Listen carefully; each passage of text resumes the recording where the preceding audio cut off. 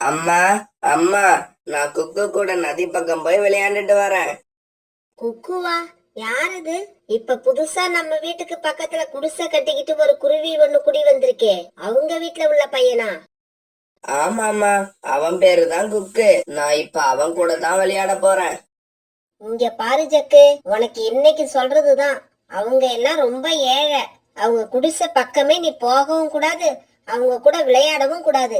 இந்த மாதிரி பறவைங்க கூட எல்லாம் நம்ம பழக்க வழக்கமே வச்சுக்க கூடாது. அம்மா, நான் அப்ப யார் கூட தான் விளையாடுறது? புறாவோட பையன் ராஜு கூட விளையாடு, ரீட்டாவோட பையன் மிட்டு கூட விளையாடு. அவங்க எல்லாம் நம்மள மாதிரி பணக்காரங்க, நமக்கு ஈக்குவலான அந்தஸ்து உள்ளவங்க. சரிம்மா, நான் புறா அங்கிள் பையன் ராஜு கூடவே போய் விளையாடுறேன். இப்படி சொன்ன ஜக்கு புறா வீட்டை நோக்கி பறந்து போனா. குக்குவோட அப்பா, நம்ம இந்த காட்டுக்கு புதுசா குடி வந்து 1 மாசத்துக்கு மேல ஆகுது. இருந்தாலும் அக்கம் பக்கத்துல உள்ளவங்க யாருமே நம்ம கிட்ட பேசுறதே இல்ல. சோனா, நம்மள சுத்தி உள்ள நிறைய பேரு பணக்காரவங்க. அவங்க எல்லாம் அப்படிதான் இருப்பாங்க. சரி சோனா, 1 வாரமா வீட்டுல வேலை இருந்ததால என்னால வேலை தேடி வெளியில போக முடியல. இன்னைக்காவது வேலை கிடைக்குதான்னு போய் பார்த்துட்டு வரேன். குக்குவோட அப்பா, நீங்க சொல்றது சரிதான். நம்ம பக்கத்துல நம்மள மாதிரி ஏழைங்க இருந்தாங்கன்னா அவசரத்துல நமக்கு ஏதாவது உதவி செய்வாங்க. ஆனா இங்க உள்ள பணக்காரவங்க நம்ம கிட்ட பேசவே யோசிக்கிறப்ப அவங்க கிட்ட இருந்து நம்ம எந்த உதவியும் எதிர்பார்க்க முடியாது. பிறகு ராணா குருவி வேலை தேடி வெளியில பறந்து போச்சு. சாயங்காலம் வரைக்கும் ராணா குருவி அந்த காடு பூரா அணைஞ்சு திரிஞ்சு வேலை தேடி பார்த்தது. ஆனா பாவம், அதுக்கு வேலை கிடைக்கவே இல்ல. பிறகு இருட்ட ஆரம்பிச்சதால ராணா குருவி தன்னோட வீட்டை நோக்கி பறக்க ஆரம்பிச்சது. அப்படி பறந்து வர வழியில ஒரு வயதான பறவை ஒண்ணு கீழே விழுந்து கிடக்கிறத பார்த்தது. அந்த பறவை தான் வாழ்க்கையோட கடைசி கட்டத்துல இருந்தது. ஐயா, உங்களுக்கு என்ன ஆச்சு? எப்படி கீழே விழுந்தீங்க? இதுக்கு அந்த பறவை எந்த பதிலும் சொல்லாம ராணாவோட முகத்தையே பார்த்தது. உங்க வீடு எங்க இருக்குன்னு சொல்லுங்க, நான் கொண்டு போய் விட்டுட்டு வரேன். தம்பி, இந்த உலகத்துல எனக்குன்னு யாரும் இல்ல. எனக்கு நினைவு தெரிஞ்சதுல இருந்து இந்த கோடாரியால மரம் வெட்டி தனியாவே வாழ்ந்து வந்துட்டேன். இப்ப நான் ஓய்வு எடுக்க வேண்டிய நேரம் வந்துருச்சு. கடவுள் எனக்கு நிரந்தர ஓய்வு கொடுக்க போறாரு. இந்த கோடாரிய மட்டும் நீ பத்திரமா வச்சுக்க. இப்படி சொன்ன அந்த பறவை அப்படியே உயிரை விட்டுடுச்சு. இவரோ இறந்துட்டாரு. இவருக்கு இறுதி சடங்கு செய்ய சொந்தம்னு யாரும் இல்ல. அதனால இவரோட உடம்ப இப்படியே விட்டுட்டு போக கூடாது.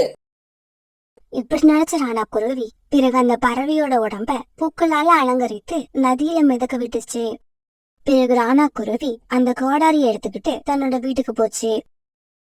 ராணா குருவி இப்படி வீட்டுக்கு போனப்ப குக்கு அழுதுகிட்டு உட்கார்ந்துருந்தான். பக்கத்துல சோனா குருவி ரொம்பவும் கோபமா இருந்தது. குக்குவோட அப்பா, இவ்வளவு நேரம் என்ன பண்ணீங்க? நானும் குக்கு ரொம்ப பயந்து போயிட்டோம். அவன் எப்படி அழுகுறான் பாருங்க, அவனை முதல்ல சமாதானம் பண்ணுங்க. குக்கு, அப்பாவுக்கு கொஞ்சம் வேலை இருந்ததால லேட் ஆயிடுச்சு. அப்பா தான் வீட்டுக்கு வந்துட்டன்ல, இதுக்கப்புறம் நீங்க அழக்கூடாது. குக்குவோட அப்பா, போன விஷயம் என்ன ஆச்சு? வேலை கிடைச்சுதா? அப்புறம் இது என்ன கையில கோடாரி எடுத்துட்டு வந்திருக்கீங்க? இது யாரோடது? சோனா குருவி இப்படி கேட்ட உடனே ராணா குருவி தான் வீட்டுக்கு திரும்பி வர வழியில நடந்தது எல்லாத்தையும் சொன்னுச்சு. குக்குவோட அப்பா, நீங்க செஞ்சது ரொம்ப நல்ல காரியம். அந்த பறவையோட இறுதி சடங்க நீங்க தான் செய்யணும்னு கடவுள் ஏற்கனவே முடிவு பண்ணிட்டாரு. அதை யாராலையும் மாத்த முடியாது. அப்புறம் சோனா, சாயங்காலம் வரைக்கும் வேலை தேடியும் எனக்கு எங்கேயும் வேலை கிடைக்கல. அத நினைச்சா ரொம்பவும் வருத்தமா இருக்கு. குக்குவோட அப்பா, உங்களுக்கு வேலை கிடைச்சிருச்சு. கடவுள் உங்களுக்கான வேலையை உங்ககிட்ட கொடுத்துட்டாரு. சோனா, நீ என்ன சொல்ற? நான் வேலை கேட்ட எல்லா இடத்துலயும் எனக்கு வேலை இல்லைன்னு சொல்லிட்டாங்க. ஆனா கடவுள் அப்படி சொல்லல. உங்க கையில கோடாரிய கொடுத்திருக்காரு. மறைமுகமா உங்களுக்கு வேலையும் கொடுத்துட்டாரு. சோனா சொன்னதோட அர்த்தம் ராணா குருவிக்கு இப்பதான் புரிஞ்சது. சோனா, நீ சொல்றதும் சரிதான். கையில கோடாரிய வச்சுக்கிட்டு நான் ஏன் வேலை தேடணும்? நாளையில இருந்து மரம் வெட்டி அதை விறகாக்கி வியாபாரம் பண்றேன். இப்படி செஞ்சா நமக்கு தேவையான பணம் கண்டிப்பா கிடைச்சிரும். உப்புவோட அப்பா, கை கால கழுவிட்டு சீக்கிரமா வாங்க சாப்பிடலாம். காலையில இருந்து நீங்க எதுவும் சாப்பிட்டிருக்க மாட்டீங்க. ஆமா சோனா, நீ சொல்றது உண்மைதான். எனக்கு ரொம்ப பசிக்குது. பிறகு இரவு உணவு சாப்பிட்ட சோனா குருவி, ராணா குருவி, குக்கு 3 பேரும் படுத்து தூங்க ஆரம்பிச்சாங்க. மறுநாள் பொழுது விடிஞ்சிச்சு. காலையில சீக்கிரமா கண் வச்சிரானா குருவி விறகு வெட்ட போறதுக்காக தயாராச்சு. குக்குவோட அப்பா, நானும் உங்க கூட வரேன். மரம் வெட்டி நீங்க களைச்சு போய் ஓய்வு எடுக்கிறப்ப நான் வெட்ட ஆரம்பிக்கிறேன். அம்மா அம்மா, நானும் உங்க கூட வரேன். நீங்க களைச்சி போறப்ப உங்களுக்கு பதிலா நான் மரத்தை வெட்டுவேன். குக்கு, நீ அப்பா அம்மாவுக்கு உதவுறதுக்கு இன்னும் நான் இருக்கு. இந்த வயசுல கோடாரிய தூக்கி உன்னால மரத்தை வெட்ட முடியாது. நீங்க வீட்லயே பத்திரமா இருங்க. இப்படி சொன்ன குருவி பிறகு ராணா குருவி கூட மரம் வெட்டுறதுக்காக பறந்து போச்சு. இப்படி போன இவங்க ஒரு மரத்தை தேர்ந்தெடுத்து வெட்ட ஆரம்பிச்சாங்க. என்ன ஆச்சரியம், உடனே அந்த மரம் அவங்க கிட்ட பேச ஆரம்பிச்சது. ஆனா குருவி, சோனா குருவி, நீங்க 2 பேரும் வந்துட்டீங்களா? நான் எவ்வளவு நேரமா உங்களுக்காக காத்திருக்கிறது. சோனா, என்ன இது ஆச்சரியமா இருக்கு. இந்த மரம் பேசுது. அதுவும் இல்லாம உன் பேரையும் என் பேரையும் தெரிஞ்சு வச்சிருக்கு. இந்த கோடாரி யார் கையில இருக்கோ அவங்கள பத்தி எனக்கு எல்லாமே தெரியும். இங்க பாருங்க, இந்த கோடாரிய உங்ககிட்ட கொடுத்தது ஒரு பெரிய மகான். நீங்க ஏழ்மை நிலையிலையும் நேர்மையா இருந்தீங்க. அதுக்கான பரிசு தான் இந்த கோடாரி. இந்த கோடாரி தான் உங்களை என்கிட்ட அழைச்சுக்கிட்டு வந்தது. என்கிட்ட வந்தவங்க யாருக்கும் வாழ்க்கையில கஷ்டமே இருக்காது. அப்படின்னா எங்க வாழ்க்கையில உள்ள கஷ்டம் தீர போகுதா? அது எப்படி? இங்க பாருங்க, இப்ப நான் கண்ணை மூடுவேன். நான் கண்ணை மூடின உடனே ஒரு பெரிய பொந்து உங்க கண்ணுக்கு தெரியும். கொஞ்சம் கூட தாமதிக்காம நீங்க அந்த பொந்துக்குள்ள போங்க. உங்களுக்கு தேவையானதை எடுத்துக்கிட்டு சீக்கிரமா வெளியில வந்துருங்க. மறுபடியும் சொல்றேன், தேவையானதை எடுத்துக்கிட்டு சீக்கிரமா வெளியில வந்துருங்க. இப்படி சொன்ன அந்த மரம் தன்னுடைய கண்களை மூடுச்சு. அந்த மரம் சொன்ன மாதிரி ஒரு பெரிய பொந்து ஒண்ணு உண்டாச்சு. உடனே ராணா குருவியும் சோனா குருவியும் அதுக்குள்ள பறந்து போனாங்க. அந்த பொந்துக்குள்ள யாராலையும் நம்ப முடியாதபடி தங்க நகைகளும் வைர நகைகளும் குவிஞ்சு கிடந்தது. குக்குவோட அப்பா, என்ன இது, பொந்துக்குள்ள இவ்வளவு நகைகள் இருக்கு? சோனா, எவ்வளவு வேணாலும் இருந்துட்டு போகட்டும். நமக்கு தேவையானதை எடுத்துக்கிட்டு நாம வெளியில போவோம். இப்படி பேசிக்கிட்ட ராணா குருவியும் சோனா குருவியும் அங்க கிடந்த சாக்குல தனக்கு தேவையான நகைகளை எடுத்து வச்சுக்கிட்டாங்க. குக்குவோட அப்பா, நம்ம வாழ்க்கையை சந்தோஷமா கைக்கிறதுக்கும் இல்லாத பறவைகளுக்கு உதவுறதுக்கும் இந்த நகைகள் போதுமானது. பிறகு அந்த மூட்டையை தூக்கிட்டு ராணா குருவியும் சோனா குருவியும் வெளியே வந்தாங்க. இப்படி எடுத்துட்டு வந்த தங்க நகைகளை தேவையான அளவு வித்து அதை பணமாக்கிக்கிட்டாங்க. அந்த பணத்தை வச்சு குடிசை இருந்த இடத்துல தங்களுக்காக ஒரு சின்ன அழகான வீட்டை கட்டிக்கிட்டாங்க. மீதி இருந்த பணத்துல ஒரு ஹோட்டல் ஒண்ணு ஆரம்பிச்சு அதுல சோனா குருவியும் ராணா குருவியும் கடுமையா உழைக்க ஆரம்பிச்சாங்க. அதே சமயம் பக்கத்துல ஏழை பறவைகளுக்காக ஆசிரமம் ஒண்ணு தொடங்கி இலவசமா உணவு கொடுத்தாங்க. காலுஜி, அந்த ஏழை குருவிங்க இருந்த இடத்துல இப்ப யாரோ புதுசா வீடு கட்டிக்கிட்டு வந்திருக்காங்க. அவங்க பெரிய பணக்காரங்க போல இருக்கு. கோரி, உனக்கு விஷயம் தெரியாதா? அந்த இடத்துல வேற யாரும் வீடு கட்டிக்கிட்டு வரல. அங்க இருந்த அதே குருவிங்க தான் இப்ப பெரிய பணக்காரவங்களா மாறிட்டாங்க. ஐயோ காலுஜி, நீங்க சொல்றது உண்மையா இருக்க கூடாது. ஒரு கால் அது உண்மையா இருந்தா என்னால தாங்க முடியாது, நிம்மதியா தூங்கவும் முடியாது. கோரி, நாம முதல்ல அந்த குருவிங்களுக்கு எப்படி இந்த அளவுக்கு பணம் வந்ததுன்னு தெரிஞ்சுக்கணும். பிறகு நேரம் கிடைக்கிறப்ப எல்லாம் காலுக்காகவும் கோரிக்காகவும் சோனா குருவி வீடு ஜன்னல் பக்கம் போய் அவங்க என்ன பேசிக்கிறாங்கன்னு கேட்க ஆரம்பிச்சாங்க. இப்படி சோனா குருவி வீட்டை சுத்தி சுத்தி வந்து அவங்க பேசுறத கேட்ட காகங்கள் 2 பேரும் குருவிகளுக்கு பணம் கிடைக்க காரணமா இருந்த எல்லா ரகசியத்தையும் தெரிஞ்சுக்கிட்டாங்க. காலுஜி, இப்ப அந்த கோடாரிய நாம எப்படியாவது வாங்கி ஆகணும். எப்படி கோரி வாங்க முடியும்? நாம போய் நேரா அந்த கோடாரிய எங்க கிட்ட கொடுங்கன்னு கேட்டா அவங்க கண்டிப்பா கொடுக்க மாட்டாங்க. காலுஜி, நாம கேட்டா அவங்க அந்த கோடாரிய கொடுக்க மாட்டாங்கன்னு எனக்கு தெரியும். அதே சமயம் ராணா குருவியும் சோனா குருவியும் ரொம்பவும் நேர்மையானவங்க, கொடுத்த வாக்க மீற மாட்டாங்க. அத பயன்படுத்தி தான் இப்ப நான் அந்த கோடாரிய அவங்க கிட்ட இருந்து வாங்க போறேன். இப்படி சொன்ன கோரி காலுக்காகத்தை அழைச்சுக்கிட்டு சோனா குருவி வீட்டுக்கு பறந்து போச்சு. அங்க போன காகங்கள் 2 பேரும் கண்ணீர் விட்டு அழுதுகிட்டு நின்னாங்க. கோரி அக்கா, உங்களுக்கு என்ன ஆச்சு? ஏன் இப்படி அழுதுட்டு இருக்கீங்க? காலு, நீயாவது வாயை திறந்து சொல்லு. அப்பதான் நாங்க உங்களுக்கு ஏதாவது உதவி பண்ண முடியும். சோனா, எங்களுக்கு தேவையானது உங்ககிட்ட இருக்கு. ஆனா அத நாங்க கேட்டா நீங்க குடிப்பீங்களோ மாட்டீங்களோன்னு சந்தேகமா இருக்கு. என்ன கோரி அக்கா இப்படி கேக்குறீங்க? உங்களுக்கு எது வேணும்னு சொல்லுங்க, அதை நாங்க கண்டிப்பா கொடுப்போம். ராணா, உன் மனைவி சொன்னது உண்மைதானே? அப்புறம் வாக்கு மாற மாட்டீங்களே? கண்டிப்பா மாற மாட்டோம். உங்க கஷ்டத்தை போக்குறதுக்கு எங்க கிட்ட உள்ள எது தேவைப்பட்டாலும் அதை நாங்க கண்டிப்பா கொடுப்போம். வேற ஒண்ணும் இல்ல சோனா, உங்க வீட்ல ஒரு கோடாரி இருக்குல்ல, அத எங்க கிட்ட கொடுங்க. அத வச்சு மரம் வெட்டி நாங்க பணம் சம்பாதிக்க போறோம். சோனா, நான் இந்த கோடாரியை உங்களுக்கு கொடுக்கலாம்னு நினைக்கிறேன். நீ என்ன நினைக்கிற? குக்குவோட அப்பா, நீங்க நினைக்கிற மாதிரி இந்த கோடாரி அவங்க கிட்ட கொடுத்துருங்க. இவங்க கிட்ட அந்த கோடாரி போகணுங்கிறது கடவுளோட எண்ணமா இருந்தா அதை யாராலும் மாத்த முடியாது. இப்படி சொன்ன சோனா குருவி அந்த கோடாரியை எடுத்து காகங்கள் கிட்ட கொடுத்தது. அத வாங்கிட்ட காகங்கள் சந்தோஷமா பறந்து போனாங்க. காலுஜி காலுஜி, ராணா குருவியும் சோனா குருவியும் பேசிக்கிட்ட மரம் இந்த மரம் தான். கோரி காகம் காலு காகத்துக்கிட்ட இப்படி சொல்லும் போது அந்த மரம் பேச ஆரம்பிச்சிருச்சு. காலு, கோரி, நீங்க 2 பேரும் தேடி வந்த மரம் நான் தான். இப்படி சொன்ன அந்த மரம் குருவிகள் கிட்ட பேசின மாதிரியே காகங்கள் கிட்டயும் பேச ஆரம்பிச்சது. இங்க பாருங்க, இப்ப நான் கண்ணை மூடுவேன். நான் கண்ணை மூடின உடனே ஒரு பெரிய பொந்து உங்க கண்ணுக்கு தெரியும். கொஞ்சம் கூட தாமதிக்காம நீங்க அந்த பொந்துக்குள்ள போங்க. உங்களுக்கு தேவையானதை எடுத்துக்கிட்டு சீக்கிரமா வெளியில வந்துருங்க. மறுபடியும் சொல்றேன், தேவையானதை எடுத்துக்கிட்டு சீக்கிரமா வெளியில வந்துருங்க. இப்படி சொன்ன அந்த மரம் தன்னுடைய கண்களை மூடுச்சு.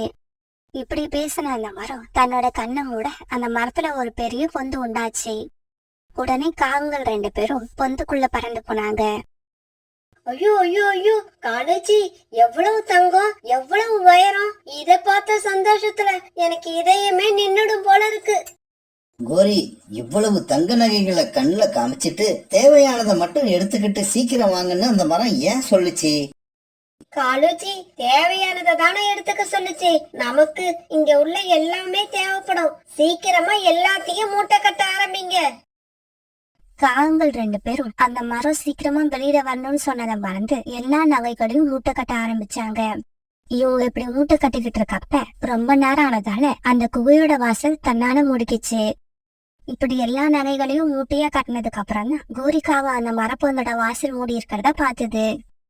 காலுஜி, இங்க பாருங்க, நம்ம உள்ள வந்த வழி இப்ப மூடி இருக்கு. கோரி, அப்படின்னா இப்படி நடக்கும்னு தெரிஞ்சுதான் அந்த மரம் தேவையானதை எடுத்துக்கிட்டு சீக்கிரம் வாங்கன்னு சொல்லிச்சு போல இருக்கு. காலுஜி, இப்ப நாம என்ன பண்றது? எனக்கு இந்த தங்கம் வைரம் எதுவுமே வேண்டாம். நாம உயிர் பிழைச்சா போதும். கோரி, இந்த எண்ணம் உனக்கு கொஞ்சம் முன்னால வந்திருந்தா நாம உயிர் பிழைச்சிருக்கலாம். காலம் கடந்து வந்த புத்தியால யாருக்கும் எந்த புண்ணியமும் இருக்காது. நாம இந்த பொந்துக்குள்ளேயே கடந்து சாக வேண்டியதுதான். நாள் காலையில காலுக்காகவும் கோரிக்காகவும் உணவு தேடி தங்களோட வீட்டை விட்டு வெளியே கிளம்பினாங்க. இப்படி பறந்து வந்த இவங்களுக்கு உணவு கிடைக்காதான்னு பக்கத்து காட்டுக்கே வந்து சேர்ந்துட்டாங்க. இப்படி இவங்க பக்கத்து காட்டுக்கு வந்து சேர்ந்த கொஞ்ச நேரத்துல எல்லாம் வானத்துல கருமையங்கள் சூழ்ந்து திடீர்னு மழை பெய்ய ஆரம்பிச்சுது. இதை கொஞ்சமும் எதிர்பார்க்காத காகங்கள் 2 பேரும் உடனே ஒரு மரத்தடியில போய் உட்கார்ந்தாங்க. இப்படி உட்கார்ந்து இவங்க 2 பேரும் மழை விட்டுடும் ரொம்ப நேரமா காத்திருந்தாங்க. ஆனா மழை விடவே இல்லை, தொடர்ந்து பெஞ்சுக்கிட்டே இருந்தது. காலுஜி, இதுக்கு மேல என்னால இங்க உட்கார்ந்து இருக்க முடியாது. வாங்க நம்ம காட்டுக்கு திரும்பி போயிடுவோம். கோரி, இந்த மாதிரி மழை பெஞ்சுக்கிட்டு இருக்கும்போது நாம பறந்து போக கூடாது. அப்படி பறந்து போய் தான் எங்க அப்பா ஒரு மரத்து மேல மோதி இறந்து போயிட்டாரு. உங்க அப்பா கண்ணு தெரியாம மரத்து மேல போய் மோதி இருப்பாரு. நான் அப்படி இல்ல, எனக்கு 2 கண்ணும் நல்லா தெரியுது. கோரி, வேணும்னா நாம ஒண்ணு செய்வோம். இந்த மரத்துக்கு எதிரில ஒரு வீடு இருக்கு. அவங்க அனுமதி கொடுத்தா மழை விடுற வரைக்கும் அங்க போய் இருப்போம். இப்படி பேசிக்கிட்ட காகங்கள் 2 பேரும் பிறகு அந்த வீட்டை நோக்கி பறந்து போனாங்க. என்னங்க, நம்ம வீட்டு வாசக்கதவை யாரோ தட்டுற சத்தம் கேக்குது. போய் யாருன்னு பாருங்க. மழையில யாராவது உதவி கேட்டு வந்திருப்பாங்கன்னு நினைக்கிறேன். இதோ இப்பவே போய் பாக்குறேன். பிறகு கதவை திறந்துக்கிட்டு புறா வெளியில போச்சு. புறா, நாங்க பக்கத்து காட்டுல இருந்து உணவு தேட கிளம்பி வந்தோம். உங்க காட்டுக்கு வந்ததும் திடீர்னு மழை பெய்ய ஆரம்பிச்சிருச்சு. மழை விட்டுடணும் ஒரு மரத்தடியில உட்காந்து ரொம்ப நேரமா வெயிட் பண்ணணும். ஆனா மழை விடவே இல்லை. அந்த சமயத்துல உங்க வீட்டை பார்த்ததால இங்க வந்தோம். சரி சரி, நீங்க 2 பேரும் வீட்டுக்குள்ள வாங்க.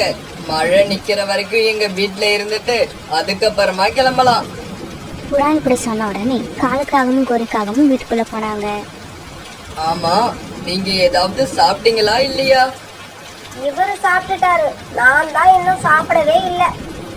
கோரி சொல்றத நம்பாதீங்க, நானும் இன்னும் சாப்பிடவே இல்லை. ராணி, இவங்களுக்கு ஏதாவது சாப்பிட கொண்டு வந்து கொடு. என்னங்க, கொஞ்சம் கிச்சன் வரைக்கும் வாங்க.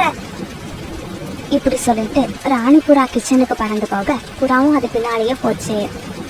காலுஜி, இந்த புறாவோட வீட்டை பாத்தீங்களா? எவ்வளவு அழகா இருக்கு. நாமளும் ஒரு வீடு வச்சிருக்கோம், அந்த வீட்டை பார்க்கவே முடியாது. இங்க பாருங்க, நம்ம வீட்ல இருக்கிறது இந்த தானியங்கள் மட்டும்தான். வீட்டுக்கு வந்தவங்களுக்கு இதையா சாப்பிட கொடுக்கறது? நீ இத கொண்டு போய் அந்த காகங்களுக்கு சாப்பிட கொடு. நான் சோனா குருவி வீடு வரைக்கும் போய் சாப்பிட ஏதாவது வாங்கிக்கிட்டு வரேன். இந்தாங்க, இந்த தானியங்களை சாப்பிடுங்க. ஆமா, உங்க பேரு என்ன? என் பேரு ராணி. அப்படியா, ரொம்ப சந்தோஷம். என் பேரு கோரி, இவர் பேரு காலு. ஆமா, உங்க வீட்டை பார்க்க எவ்வளவு பெருசா அழகா இருக்கு. ஆனா சாப்பிட இந்த தானியங்களை தவிர வேற ஏதோ இல்லையா? வீட்ல இந்த மளிகை பொருட்கள் எல்லாம் நேற்று தான் தீர்ந்து போச்சு. அதனாலதான் உங்களுக்கு சாப்பிட ஏதாவது வாங்கிட்டு வரலாம்னு இவர் வெளியில போயிருக்காரு. இதே சமயத்துல புறா சோனா குருவி வீட்டுக்கு போய் சேர்ந்துருச்சு. புறாண்ணா, என்ன இந்த மழையில வந்திருக்கீங்க? என்ன விஷயம்? சோனா, பக்கத்து காட்டுல இருந்து உணவு தேடி பறந்து வந்த காகங்கள் 2 பேரு மழைக்காக எங்க வீட்டுல ஒதுங்கி இருக்காங்க. அவங்களுக்கு சாப்பிட கொடுக்க எங்க கிட்ட எதுவுமே இல்ல. அதனாலதான் உன்கிட்ட ஏதாவது இருக்குமான்னு கேட்டுட்டு போகலாம்னு வந்தேன். புறாண்ணா, நான் இப்பதான் கிச்சடி தயார் பண்ணிக்கிட்டு இருக்கேன். இன்னும் கொஞ்ச நேரத்துல ரெடி ஆயிடும். நீங்க வீட்டுக்கு போய் அந்த காகங்கள் கிட்ட பேசிக்கிட்டு இருந்தேன். கிச்சடி ரெடியான உடனே நானே எடுத்துட்டு உங்க வீட்டுக்கு வரேன். சோனா குருவி இப்படி சொன்ன உடனே புறா தன்னோட வீட்டுக்கு திரும்பி போயிடுச்சு. கோரி, என்ன இது?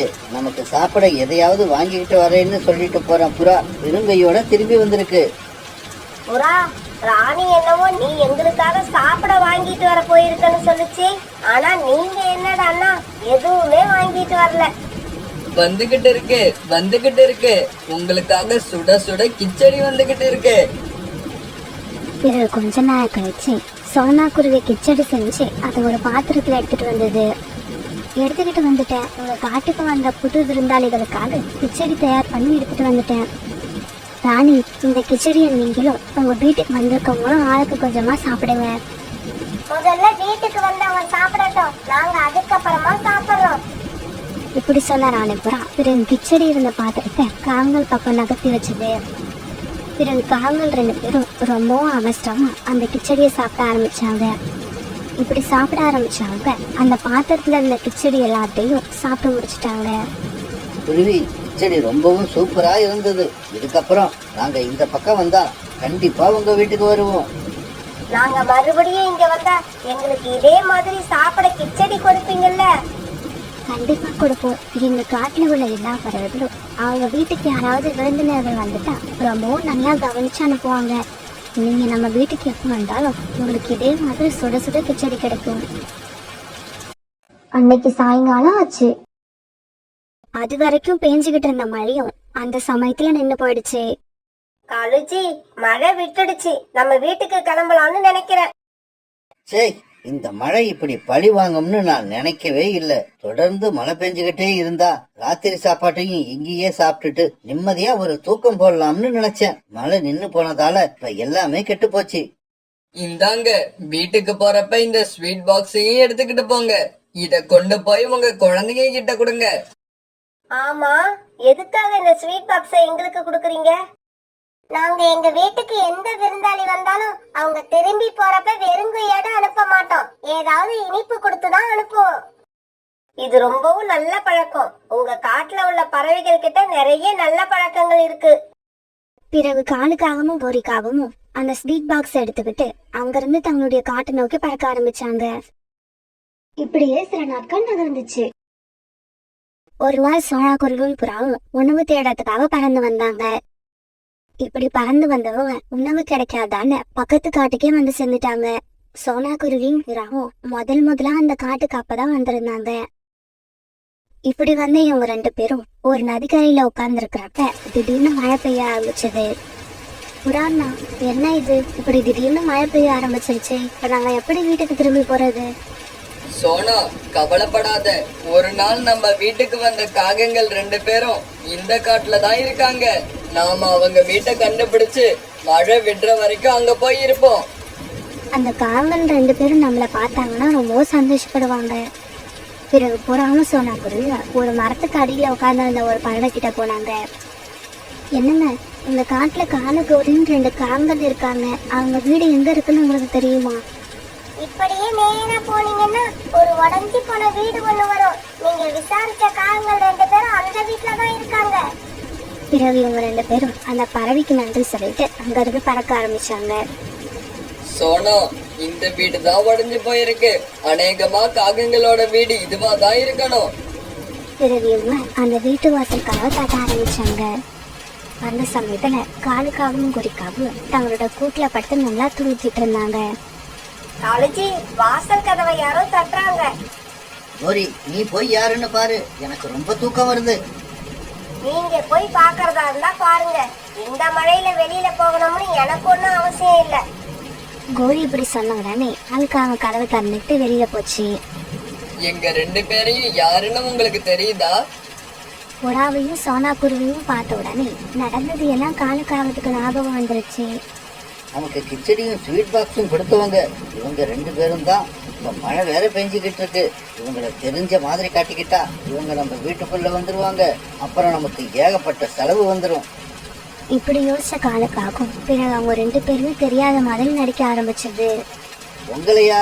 உங்களை நான் இதுக்கு முன்னாடி பார்த்ததே இல்லையே. நீங்க 2 பேரும் யாரு? எதுக்காக வந்திருக்கீங்க? காலுக்காக சொன்ன பதில கேட்டதும் புறாவும் சோனா குருவியும் அதிர்ச்சி ஆயிட்டாங்க. உங்க மனைவி வீட்டுல இருக்காங்களா? அவங்க பேரு கோரி தானே? அவங்கள கொஞ்சம் வெளியில அனுப்புங்க, அவங்களுக்காச்சும் ஞாபகம் இருக்கான்னு பாப்போம். உடனே வீட்டுக்குள்ள போன காலுக்காக வெளியில நடந்த விஷயத்த பத்தி கோரிக்காகத்துக்கிட்ட சொல்லுச்சு. கோரி, அவங்கள வீட்டுக்குள்ள விட்டோம்னா நம்ம கிட்ட இருக்கிற பணத்துக்கு தான் ஆபத்து. காலேஜி, நீங்க ஏன் கவலைப்படுறீங்க? அவங்கள விரட்டி அடிக்க வேண்டிய பொறுப்பை இந்த கோரி கிட்ட விட்டுடுங்க, நான் பாத்துக்கிறேன். இப்படி சொன்னா கோரி பிறகு வீட்டு வாசலுக்கு போச்சு. கோரி அக்கா, காலன்னைக்கு எங்களை சுத்தமா ஞாபகம் இல்லை. நாங்க ஒரு வேலையா இந்த காட்டுக்கு வந்தோம். திடீர்னு மழை வந்துருச்சு. அதனால்தான் இன்னைக்கு ராத்திரி உங்க வீட்டுல தங்கலான்னு முடிவு பண்ணியிருக்கோம். இங்க பாருங்க, உங்க வீட்டுல நாங்க இருந்தது 2 மணி நேரம் தான். ஆனா நீங்க அத சொல்லி எங்க வீட்டுல ஒரு நாள் ராத்திரி பூரா தங்கலான்னு ஐடியா பண்றீங்களா? நீங்க இவ்வளவு கேவலமானவங்கன்னு தெரிஞ்சிருந்தா நாங்க உங்க வீட்டுக்கு வந்தே இருக்க மாட்டோம். கோரிக்காக இப்படி பேசினட்டும் புறாவும் சோனா குருவியும் காங்களை பத்தி நல்லாவே தெரிஞ்சுக்கிட்டாங்க. இங்க பாருங்க காகங்களே, கேவலமான எண்ணம் கொண்டவங்க நாங்க இல்ல, நீங்க தான். உங்களோட குணம் எங்களுக்கு ஏற்கனவே தெரிஞ்சிருந்தா உங்க வீட்டு வாசப்படியையே மிதிச்சிருக்க மாட்டோம். இப்ப மட்டும் என்ன குறைஞ்சு போச்சு? எங்களை பத்தி இப்ப தெரிஞ்சுக்கிட்டீங்கல்ல, சீக்கிரமா இடத்த காலி பண்ணுங்க, எனக்கு தூக்கம் வருது. பிறகு சோனா குருவியும் புறாவும் அந்த இடத்தை விட்டு தங்களுடைய காட்டை நோக்கி பறக்க ஆரம்பிச்சாங்க. காலுக்காகவும் கோரிக்காகவும் இந்த மாதிரி நடந்துக்கிட்டதை சோனா குருவியாலையும் புறாவாலையும் நம்பவே முடியல. இவங்க இப்படி மழையில நனைஞ்சுக்கிட்டு பறந்து போய்கிட்டு இருக்கிறத பார்த்த ஒரு கிளி குரல் கொடுத்து கூப்பிட்டுச்சு. ஏன் இப்படி மழையில நனைஞ்சுக்கிட்டு பறந்து போறீங்க? உங்களுக்கு ஏதாவது ஒண்ணு ஆச்சுன்னா உங்க வீட்டுல உள்ளவங்க எவ்வளவு கஷ்டப்படுவாங்கன்னு நினைச்சு பாத்தீங்களா? பேசாம வீட்டுக்குள்ள வாங்க, மழை விட்டதுக்கு அப்புறம் போகலாம். இப்படி வீட்டுக்குள்ள கொடுத்துட்டு போன கிளி சோனா குருவிக்கும் புறாவுக்கும் சாப்பாடு கொடுத்து சாப்பிட வச்சுது. மழை இப்போதைக்கு விடுற மாதிரி தெரியல, நீங்க 2 பேரும் இங்கேயே படுத்து தூங்குங்க. மழை விட்டுடுச்சுன்னா நாளைக்கு காலையில நீங்க போகலாம். பிறகு சோனா குருவியும் புறாவும் அங்கிருந்த கூட்டுல படுத்து இப்படி பேச ஆரம்பிச்சாங்க. புறாண்ணா, காங்கள் இப்படி நடந்துக்கிட்டதால நான் இந்த காட்டுல உள்ள எல்லாருமே இப்படிதான் இருப்பாங்கன்னு நினைச்சேன். சோனா, உன்னோட நினைப்பு ரொம்ப தப்பு. இந்த உலகத்துல நல்லவங்க கூடவே கெட்டவங்களும் கலந்து இருப்பாங்க. நமக்கு நேரம் நல்லா இருந்தா இந்த கிளி மாதிரி பறவைகள் கூட நமக்கு சந்திப்பு ஏற்படும்.